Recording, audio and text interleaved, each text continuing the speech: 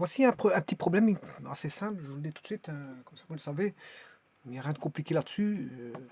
Le tout, c'est comment aborder le problème. Je l'aborderai d'une certaine façon, parce qu'il y a plusieurs manières de l'aborder. Ici, je vais aller vers la voie la plus facile pour l'aborder. Donc, on demande quelle est la mesure de l'angle XYZ, XY déterminé par les diagonales adjacentes, oui, bon, de l'angle XYZ, déterminé par les diagonales adjacentes de deux faces d'un cube. Bon. Alors, la première des choses, c'est de savoir ce que c'est que cette notion d'adjacent.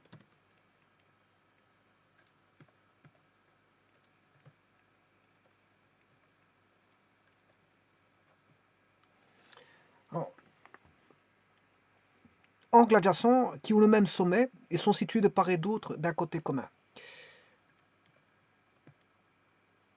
Qui ont le même sommet. Donc, bien sûr, pour mesurer un angle, vous comprendrez que il faut un même sommet. Donc, par exemple, je prends une demi-droite ici et une demi-droite là. Alors, il s'agit de demi-droite ici.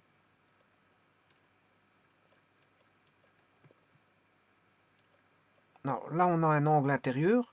Le sommet, je vais l'appeler S ici. On a un angle alpha intérieur et on a un angle qui est ici, qui est extérieur. Un angle extérieur. Bon, il y a un angle intérieur et un angle extérieur.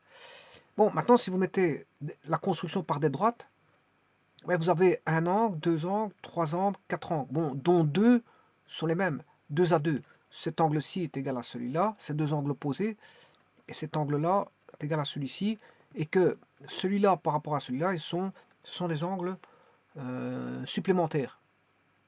Leur somme fait 180. Bon, mais ici, il s'agit de diagonale. Il parle de diagonale, donc il ne s'agit ni d'une demi-droite, voilà, quelle est la mesure de l'angle XY déterminée par une diagonale adjacente de deux faces d'un cube. Eh bien sûr, comme il parle de diagonale, ce sont des segments. Donc le segment, à ce moment-là, il va débuter à un endroit et terminer à un endroit. Et là, l'angle, c'est un angle comme ceci. Voilà, donc là, on ne continue pas parce que ce n'est pas un angle droit. Il y a bien un sommet. Voilà, et donc, il faut absolument que les deux segments se joignent. Il faut absolument, parce qu'on sait mesurer des angles sans qu'ils se joignent. Hein. Voilà, on n'est pas obligé de... Voilà, les sommets, on peut trouver, je veux dire, un angle entre deux droites, etc. etc. Bon. Mais ici, ça doit se joindre à un sommet. Et justement, la définition là de diagonale adjacente, ben, ce sont des diagonales qui auront pour angle, qui auront le même sommet et seront situés de part et d'autre d'un côté commun. Bon, ben ici, c'est pas part et d'autre d'un côté commun, c'est de part et d'autre, oui, d'une arête commune. Je dirais même de part et d'autre d'une face commune qui ont une intersection. Dans le sens, ici on a un cube, hein, on sait bien qu'on a un cube. Donc on aura, je vais dessiner à la va-vite le cube. Bien, si je prends la face ici, qu'est-ce qui sera une face adjacente avec F1? Ben, ce sera celle du dessus, parce que voilà, ici il va partager une arête commune. F2 et F1 sont partagés par une arête commune. Alors F1, F3 sont des arêtes adjacentes. Voilà. Alors derrière on a les faces arrière hein, et la face du bas. Alors si j'appelle, je vais le faire sur GeoGebra. Je vais dessiner un cube dans l'espace.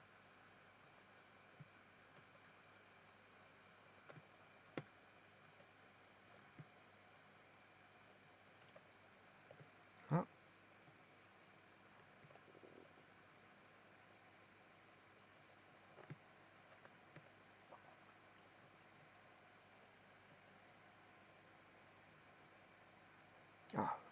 Ça, c'est un cube qui fait de 4 unités, non, 2 unités d'arête.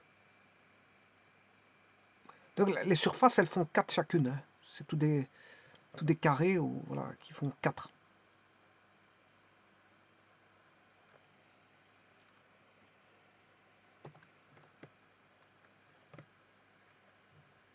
Oui, je vais faire un zoom. Je vais faire un zoom pour mieux le voir. Voilà.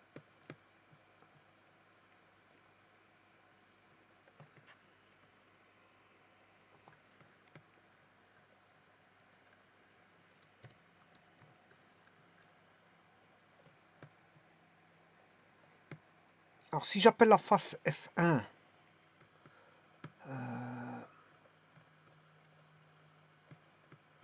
la face, donc ici on a le point, vous avez E, F, là ils ont mis A, B, H, D derrière, hein, G, A, B, C, D, E, F, G, H. Alors, si je prends F1 et sur la face E, A, B, F, E, qu'est-ce qui sera adjacent? Ben, on aura la face F2, la face F3, la face F4, la face F5. Donc à F1, alors je vous rappelle que F1, ce sera la face A, ABEF, ABFE, ABFE. La face F2, F2 c'est FGH, c'est la face du haut, FGH. La face F3, c'est la face du bas, ABCD.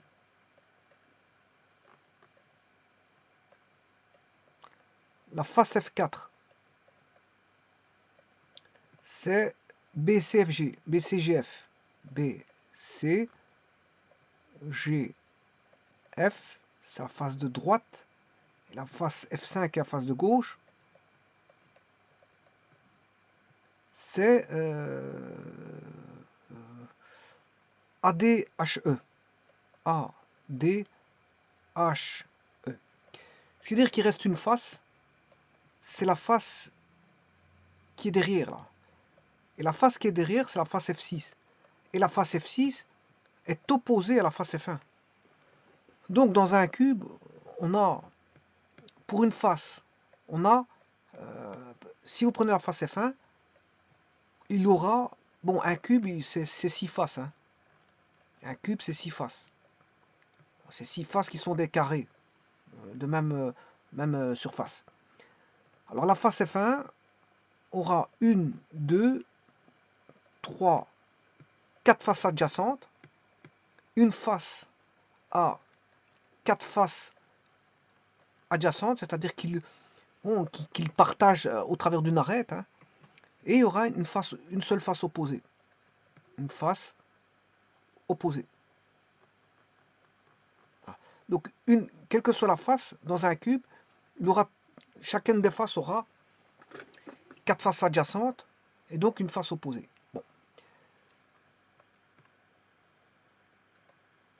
Donc un angle adjacent qui ont le même sommet et sont situés de part et d'autre d'un côté commun, c'est-à-dire ici de part et d'autre d'une face commune, parce qu'ici on va parler de segments qui sont sur des faces. Alors ces segments, tout dépend comment on va les voir. Alors si je prends cet angle-là, voilà, et on va dire cet angle-là,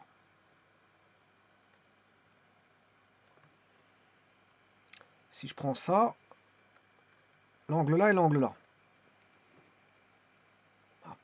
j'aurais pu prendre l'angle là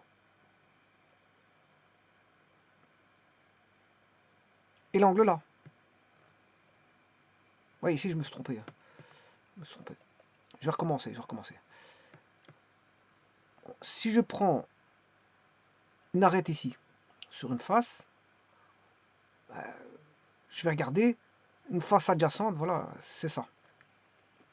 Ça cas de figure. Hein. Alors, je peux prendre celui-là et celui-là. Ça, c'est deux faces adjacentes. Je mesure les angles. Je peux prendre ceci et ceci. Je peux prendre cet angle-là avec celui-là. Et ainsi de suite. Ainsi de suite. Je peux prendre l'angle là avec l'angle là. Et il y a toute une panoplie. Et tous ces angles-là sont égaux. Tous ces angles-là seront égaux. Donc il suffit d'en calculer un. Pourquoi ils sont égaux? Parce que là, on a une figure, voilà, qui est, on va dire, qui, qui sont des faces parallèles. Hein, c'est des faces parallèles. Donc, voilà, des faces parallèles. On a des carrés. Voilà. On a des carrés, on a des diagonales. Les diagonales sont les diagonales sont des axes de symétrie du carré, de chacun des carrés formant les faces. Donc ici, on a toutes des symétries. Hein. Pourquoi? Parce qu'on a tous des carrés. Ce côté-là vaut ce côté-là, vaut ce côté-là, vaut ce côté-là. Je vais le mettre en blanc. Ce côté-ci vaut ce côté-là, vaut ce côté-là, vaut ce côté-là. Qui lui vaut ce côté-là, ce côté-là, ce côté-là, qui lui vaut ce côté-là, ce côté-là, ce côté-là. Et donc, fatalement, au niveau des diagonales, mais elles sont les mêmes. Toutes les diagonales sont les mêmes. Quelle que soit la diagonale que vous allez prendre, voilà, ils ont la même mesure. Mais maintenant, si vous formez des angles avec ces diagonales, ben, de par la symétrie voilà, des diagonales et des mêmes mesures, voilà, on va dire c'est une forme, le cube est une forme équilibrée. Forme équilibrée. Tout est identique. Donc, ce qui veut dire que quand je vais chercher les angles, là, entre deux diagonales de face adjacente, ben, je peux chercher l'angle ici ou là, ou encore là, voir entre ça et ça. Mais les angles ils seront tous les mêmes. Les angles seront tous les mêmes. Alors on pourrait se dire, comme il y a une symétrie, ben, qu'est-ce qui va se passer? Ben, on peut trouver l'angle intuitivement, hein, de par la symétrie, regardez bien. Regardez bien. Je prends des angles adjacents. Voilà, ici. Voilà. Celui-là, comme ceci. Et celui-là, comme ça. Voilà. Et là, vous avez compris combien on aura comme angle. Hein. Puisque ça, c'est une diagonale. Elle vaut, cette diagonale-là, vaut cette diagonale-là, en mesure. Donc, si vous voulez, ça c'est HA. La diagonale HA, ben, c'est la même mesure de par la symétrie comme je vous ai raconté. C'est une figure qui est... c'est une forme géométrique qui est en équilibre. Voilà, il y a tout qui est identique. Il y a des centres de symétrie, des centres de symétrie, voilà, du parallélisme, des égalités de beaucoup de choses. Tout est égal ici. Hein. Voilà, mais simplement, on a voilà, des plans différents, c'est juste ça. Et donc, celui-là, il est égal. Donc là, qu'est-ce qu'on peut dire? Qu'on a 60 degrés, 60 degrés et 60, parce qu'on a un triangle équilatéral. Dans un triangle équilatéral, les angles font 60 degrés. Et ça, c'est vrai, si j'avais pris, voilà, ceci, ceci, ceci, etc. Bon, on aura toujours 60 degrés. Bon. Alors, il y a beaucoup de manières de voir la chose. Je peux relier, par exemple, EG.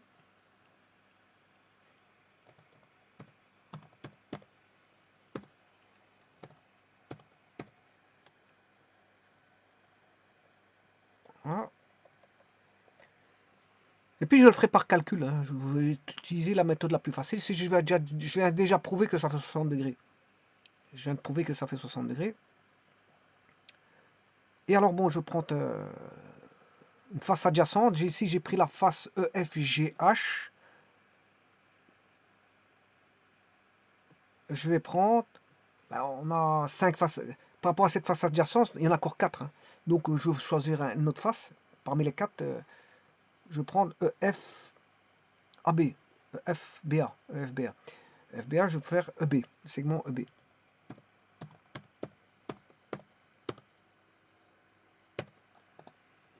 Voilà. Et l'angle F,G, 60 degrés. Alors maintenant, j'aurais pu faire BG, je vais mettre le segment BG, segment B,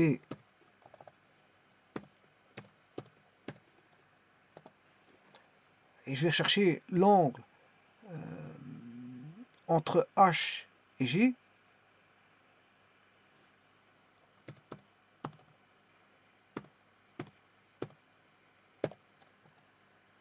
Ah non, c'est pas celui-là.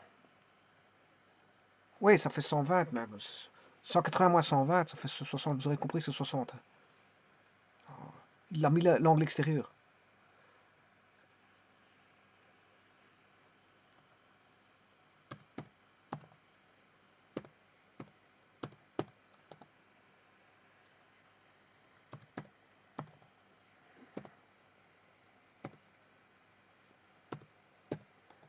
Dans tous les cas de figure, il met 120. Bon, il met l'angle extérieur, c'est pas grave. De toute façon, on a compris qu'on a 60. 180 moins 120, ça fait 60.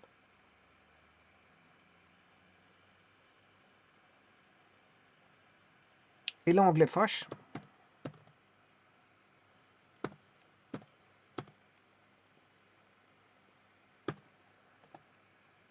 ça fait 60.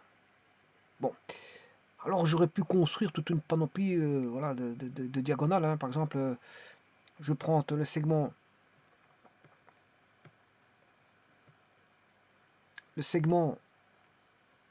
FH avec le segment que voici, avec ce segment-ci, voilà. Je vais aller chercher un angle entre JK, angle J,K. Voilà, ça fait 120. Vous serez il donne l'angle extérieur ici. Hein. Donc vous devez faire 180 moins 120, ça fait 60. Alors on va aller rechercher des autres. Par exemple, celui-là. Ouais, le but c'est de trouver, c'est mettre toutes les diagonales. Hein.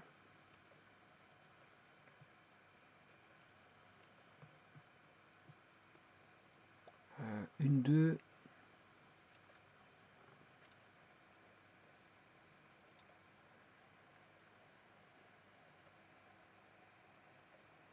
Voilà, et dans tout ça, vous avez, en espérant que j'ai rien oublié, j'ai toutes les diagonales. Il suffit que je regarde. Hein. J'ai deux diagonales au-dessus, oui, deux diagonales là, deux diagonales par là. Et en dessous,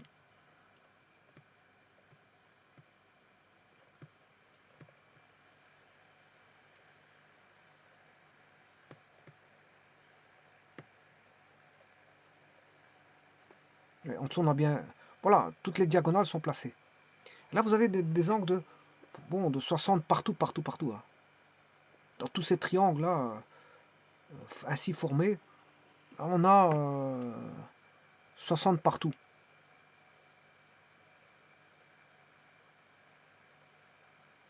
Vous trouvez 60 partout. Alors maintenant, je vais démontrer ça.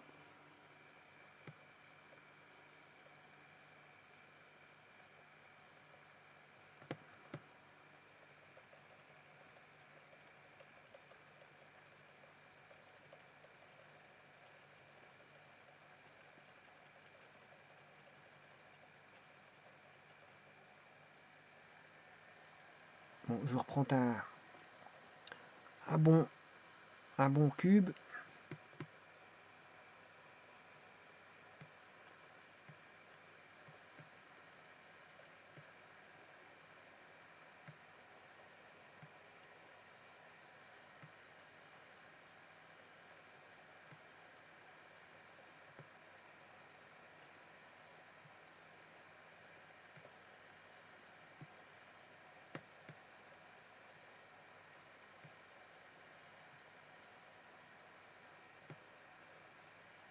et aller rechercher deux segments, n'importe lesquels, on s'en fout.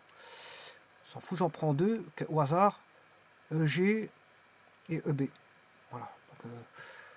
Donc il faut que j'aille voir cet angle-là.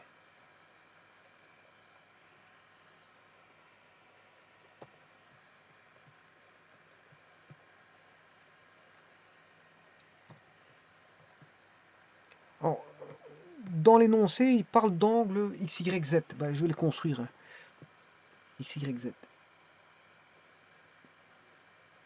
L'amplitude de l'angle XYZ, à partir de ça, il faut que j'efface certaines choses et ne voir que l'amplitude XYZ. C'est dire qu'ici, on aura le sommet X, celui-ci est Y, et celui-ci est Z. Donc on parle plus de... Voilà, si faut que je réinterprète par rapport à l'énoncé l'amplitude X, Y, Z, qui aurait peut-être deux autres arêtes. Hein. Je vous le dis, il y a beaucoup de... Voilà, on peut comptabiliser énormément de... Voilà, d'angles. Hein. Là, il y en a déjà trois d'angles. Il y a déjà trois angles, 1, 2, 3, qui font tous les trois 60 degrés. Alors je peux regarder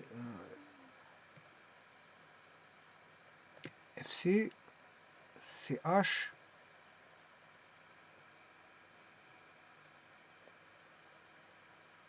et FH.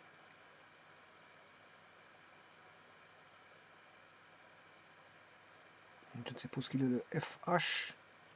Il est là. Voilà. Ça c'est une deuxième construction possible. On a trois angles, encore une fois. Hein. C'est pour ça qu'on dit XYZ, parce qu'il y a plusieurs, voilà, possibles, plusieurs vues. Ils font tous, de toute façon, ils font tous 60 degrés. Alors, AF, AF, on peut avoir de nouveau FH, et enfin HA ou AH.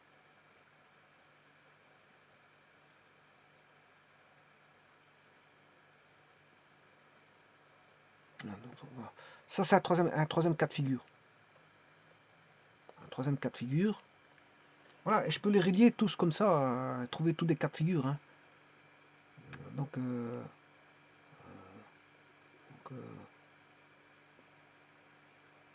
ouais, et je pourrais comptabiliser combien on a.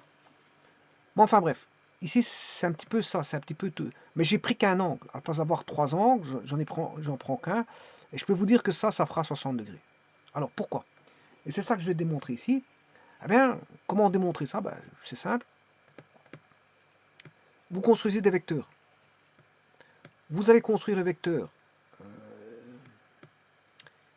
YX et le vecteur YZ. De telle façon à faire le vecteur YX produit scalaire YZ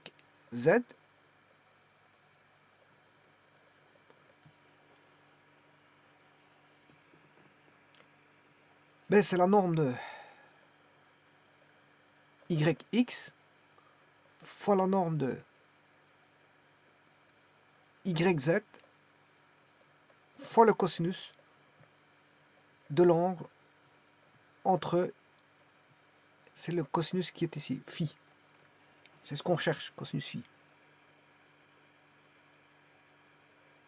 Alors le vecteur YX, il suffit de savoir ce qu'il vaut. En composante,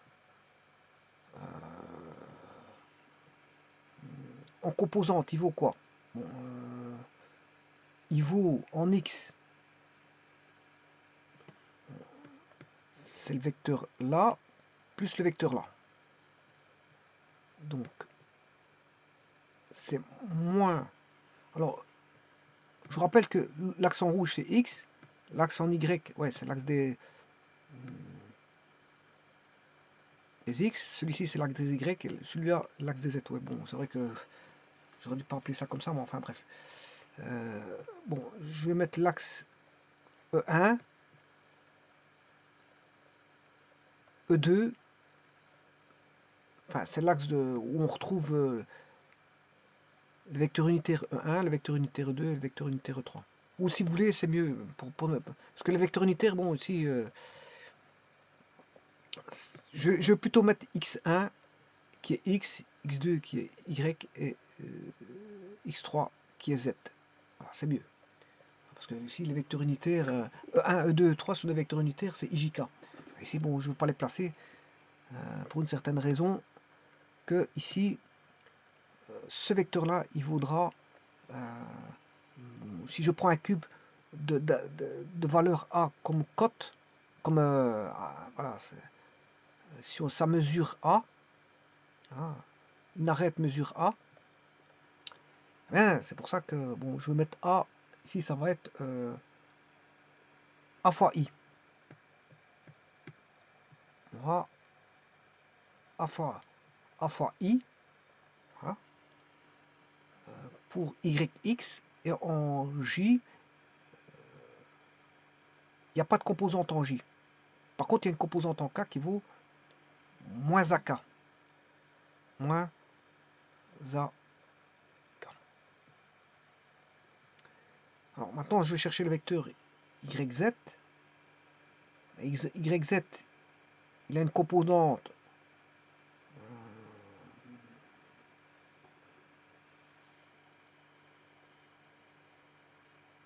en X et une composante en Y.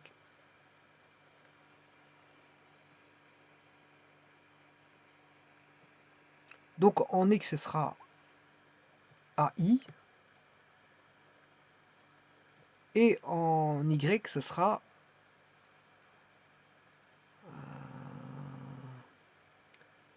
plus AJ. Ouais, si je fais le produit scalaire, ça fait A carré, A fois A, ça fait A carré, moins A fois A,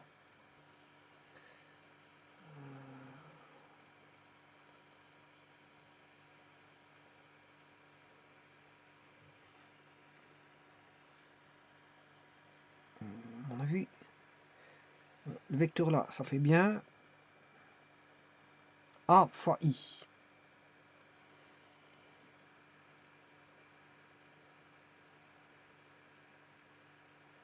Ce vecteur là,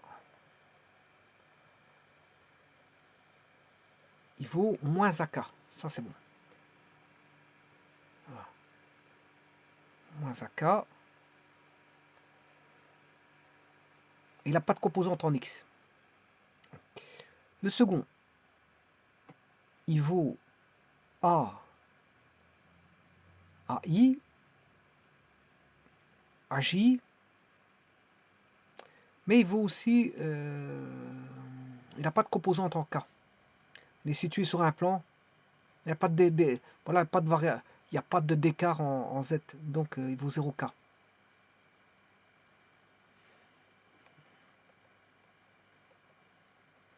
Il vaut 0K. Donc ici on aura A carré, et c'est tout.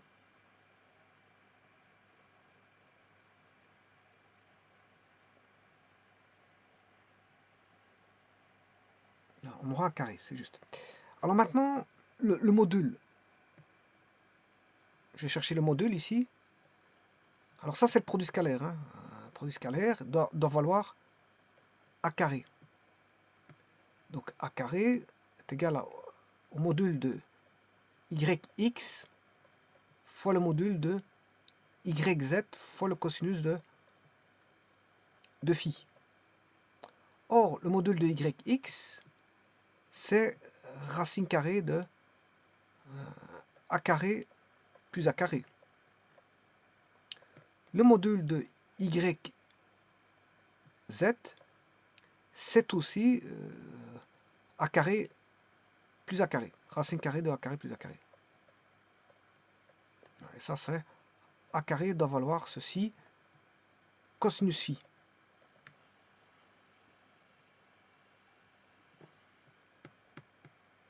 on va traiter ça mathématiquement.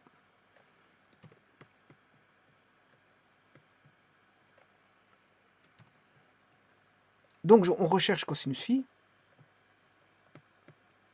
Le cosinus phi vaudra a carré sur...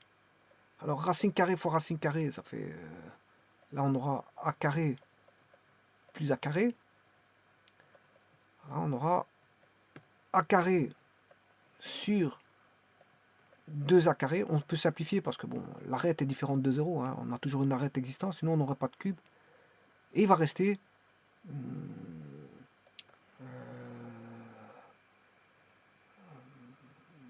un demi. Si je simplifie celui-ci, celui-là, il va rester un demi. Et là, je vais chercher l'arc-cosinus dans chaque membre. Arc-cosinus de cos phi, ça fait phi. Et l'arc-cosinus de 1 demi, ben, ça fait 60 degrés. Donc on a bien ici l'angle qui fait 60 degrés. Et c'est vrai pour tous. Hein.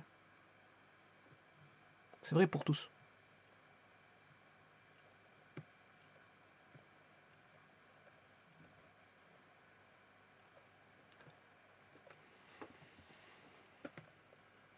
Donc, que vaut l'angle? Ben, ils vaudront tous 60 degrés.